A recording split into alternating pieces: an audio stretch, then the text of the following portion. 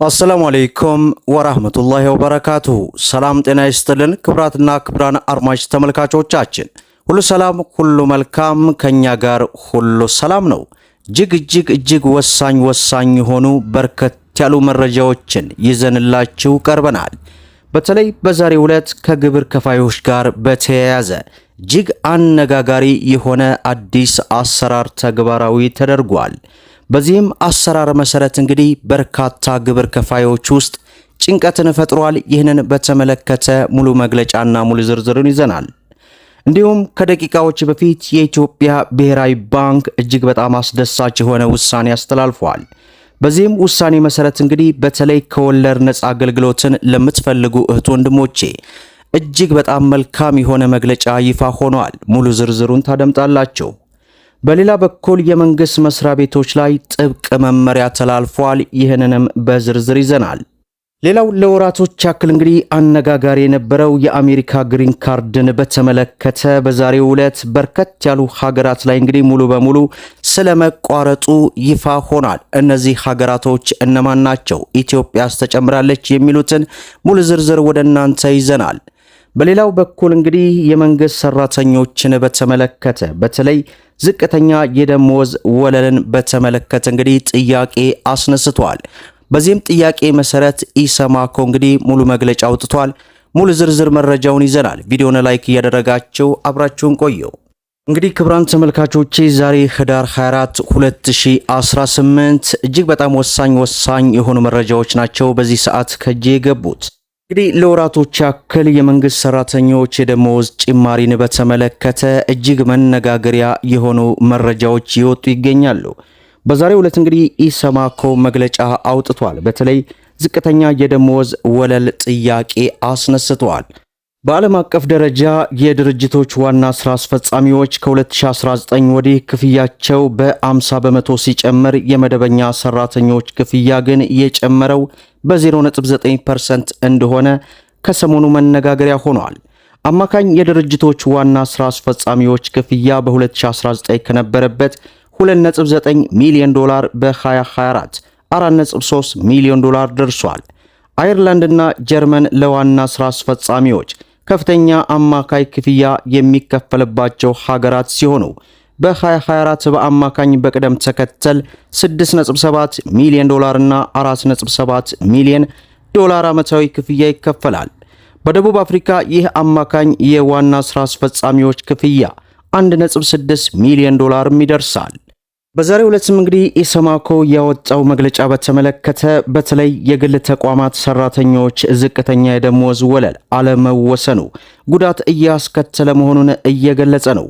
ውሳኔ እንዲፋጠን ምን እየተሰራ ነው ሲል ላቀረበውም ጥያቄ ጉዳቱ ለሁላችንም ግልጽ ነው። በዝቅተኛ ደሞዝ የሚሰሩ ሰራተኞች የመሸመት አቅሙ ጉዳት ላይ ጥሎባቸዋል ሲል ተናግሯል። የመንግስት ሰራተኞች ሙሉ በሙሉ የተዋጣለት ህይወት ይኖራል ተብሎ ባይታሰብም የተወሰነ ጥያቄን የሚመልስ የደሞዝ ጭማሪ ተደርጓል። ለግል ተቋማት ሰራተኞች ግን ገና ዝቅተኛ የደሞዝ ደረጃ ላይ ነው ያሉት። እንዲስተካከል እየተነጋገርን ነው። ዝቅተኛ የደሞዝ ወለል ማቋቋሚያ ደንብ ወደ ሚኒስትሮች ምክር ቤትም ተልኳል።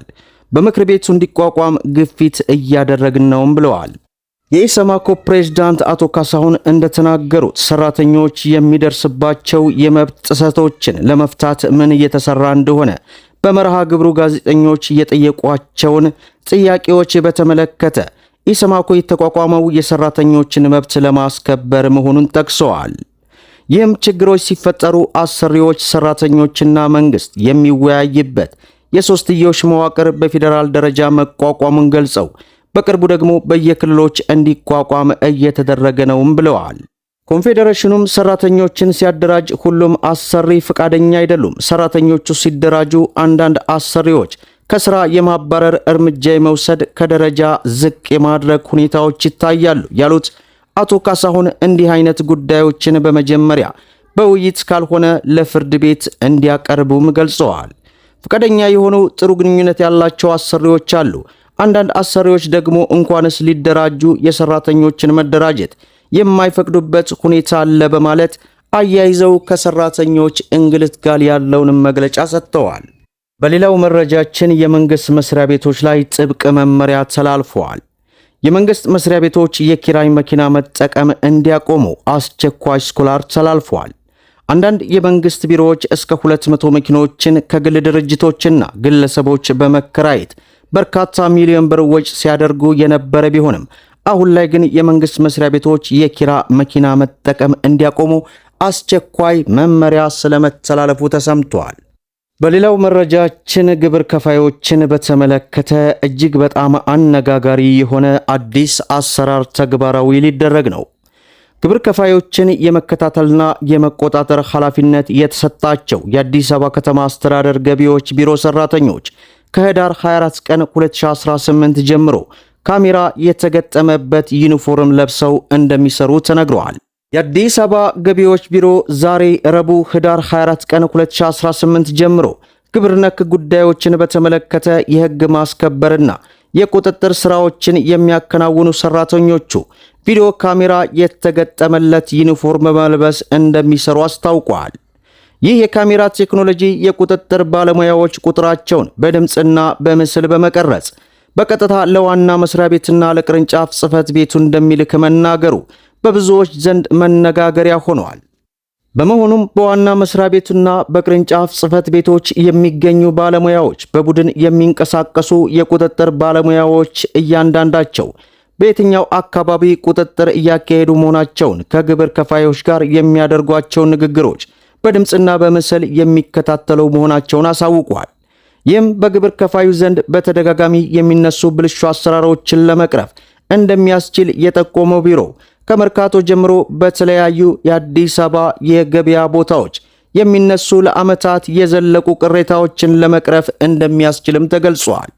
በሌላው መረጃችን የኢትዮጵያ ብሔራዊ ባንክ ከደቂቃዎች በፊት አዲስ ውሳኔ አስተላልፏል። በአሁኑ ወቅት 9 ሙሉ ለሙሉ ከወለድ ነፃ የሚሰሩ ተቋማትና 48 ከወለድ ነፃ መስኮት አገልግሎት የሚሰጡ ተቋማት በስራ ላይ ይገኛሉ ይላል። እንደ ባንኮች መረጃ ከሆነ ከወለድ ነፃ የፋይናንስ አገልግሎት ዘርፍ የተሰበሰበው ጠቅላላ ተቀማጭ ገንዘብ መጠን 425 ቢሊዮን ብር በላይ ደርሷል። በተጨማሪም በኢንሹራንስ ዘርፍ የተካፈለ አርቦን መጠን 471 ሚሊዮን ብር መድረሱ ተገልጿል። ይህንን መግለጫ የሰጡት የብሔራዊ ባንክ ምክትል ገዢ አቶ ሰለሞን ደስታ እንደገለጹት እንደ አውሮፓውያን አቆጣጠር በ2021 ይፋ የሆነው ሁለተኛው የኢትዮጵያ ብሔራዊ ባንክ የፋይናንስ አካታችነት ስትራቴጂ ውጤትን ተከትሎ የሞባይል ገንዘብ ተጠቃሚዎች ቁጥር 2020 ከነበረው ከ1 ሚሊዮን ያነሰ ሂሳብ በ2025 ወደ 136 ሚሊዮን ማደጉ ተጠቁመዋል። ይህ እድገት ከዓመት 1.6 ትሪሊዮን ብር በላይ የዲጂታል ግብይት እንዲፈጸም ማስቻሉ የተገለጸ ሲሆን በባንክ ስርዓት ውስጥ ያለው ጠቅላላ ተቀማጭ ገንዘብ እንደ አውሮፓውያን አቆጣጠር 2020 ከነበረው 1.04 ትሪሊዮን ብር በ2025 ወደ 3.5 ትሪሊዮን ብር ከፍ ማለቱ ነው የተገለጸው። በመጨረሻም የአሜሪካው ፕሬዝዳንት ዶናልድ ትራምፕ ማክሰኞ እንዳስታወቁት ዩናይትድ ስቴትስ በዓለም ዙሪያ ካሉ 19 ሀገራት ጋር የተያያዙ የኢሚግሬሽን እንቅስቃሴዎችን በሙሉ ማገዷ ተሰምቷል። ውሳኔው ቀደም ሲል በከፊል የጉዞ እገዳ ስር በነበሩት 19 ሀገራት ዜጎች ላይ የሚተገበር ሲሆን ይህ ደግሞ የፕሬዝዳንት ትራምፕ የፖለቲካ መድረክ ቁልፍ ቃል ከነበረው የኢሚግሬሽን ገደብ የበለጠ ጥብቅ ገደቦችን የሚጨምር ነው። ማስታወሻ ላይ እንደተዘረዘሩት እነዚህ 19 ሀገራት አፍጋኒስታን፣ ሞሪያ፣ ቻድ፣ የኮንጎ ሪፐብሊክ፣ ኢኳቶሪያል ጊኒ፣ ኤርትራ፣ ሂቲ እንዲሁም ኢራን፣ ሊቢያ፣ ሶማሊያ፣ ሱዳንና የመን ይገኙበታልም ተብሏል።